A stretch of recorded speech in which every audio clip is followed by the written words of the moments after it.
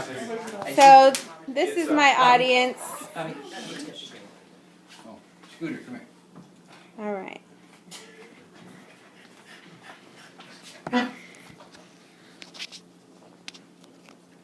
Let me have it, because he's not going to behave. I'm not going to spank you. This is so going in the speech. We're not editing any of this stuff. I'm going to spank you. Here. You can go out in the garage if you don't behave. Now hang on to him and make him stay still.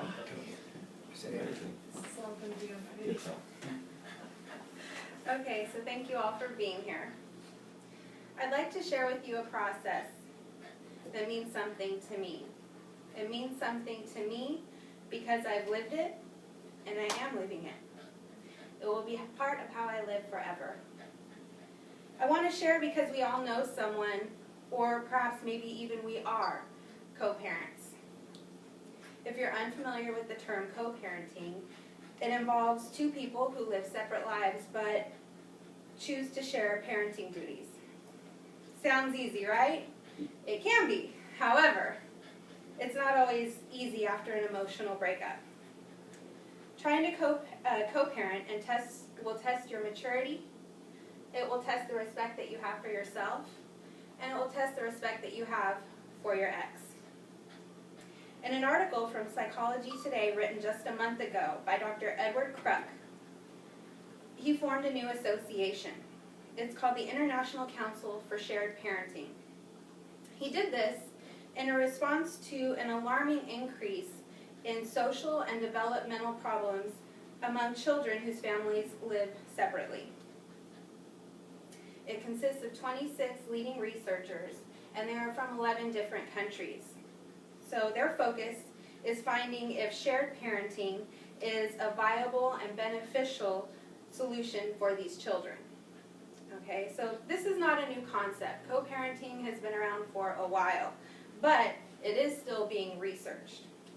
My goal today is to inform you of how to co-parent peacefully, and especially after an emotional breakup. So let's begin to explore that. To begin, you should first start with the process of healing.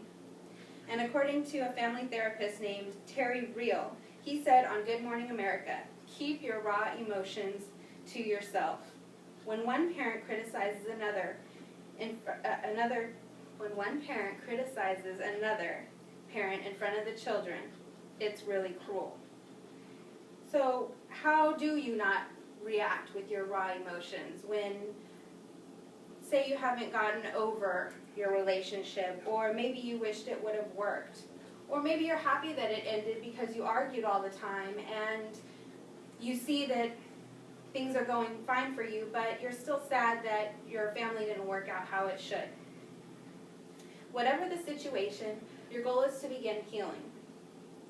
So what are some things that you can do to begin that process? And the first thing that you should do is try and forgive your ex. This may be hard, but discarding baggage from the past can really make the present much easier. And holding on to relationship issues gets in the way of effective co-parenting. If you still need help with this, you can try counseling.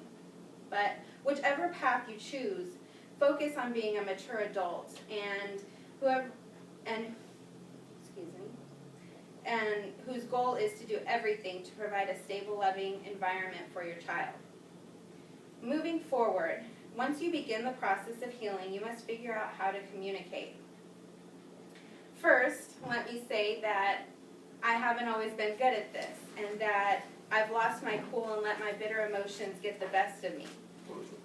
Now, if a conversation isn't going in the direction that you need it to go in, something that you can do is say, look, let's just stop this conversation right here and move on. I'll call you back another time and we can revisit this. It's then your job to think about something that this person was saying to you. Your ex said that may have qualities that you agree with. And once you find something that you agree with, you can revisit the conversation and say, look, this is what I find is something that I agree with you on. This will build common ground and build a positive rapport with your ex. So, in the meantime, this will bring constructive conversations and ultimately bring happiness to your co-parenting experience. It may not work the first time around, but after a while, it seems like it might get a little bit easier and better.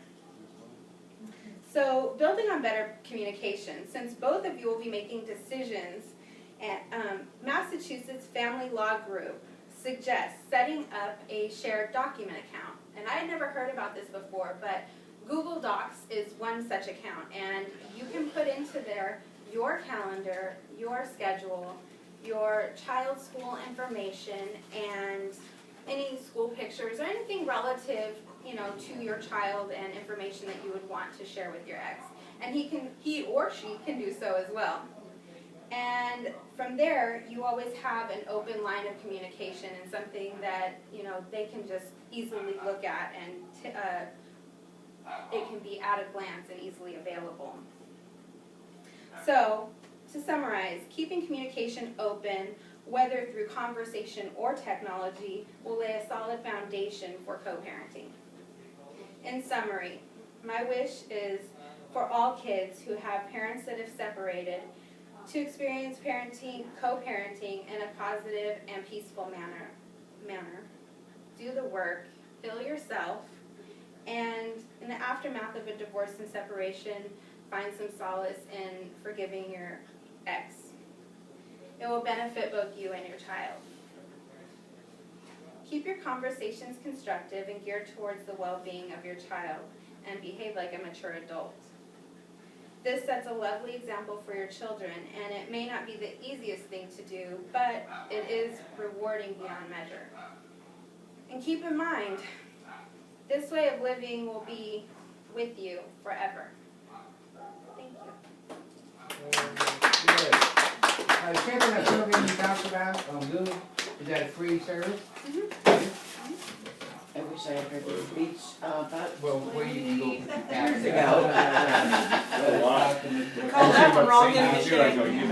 What you were Great around about a couple job. of years Great ago. job. Yeah, count.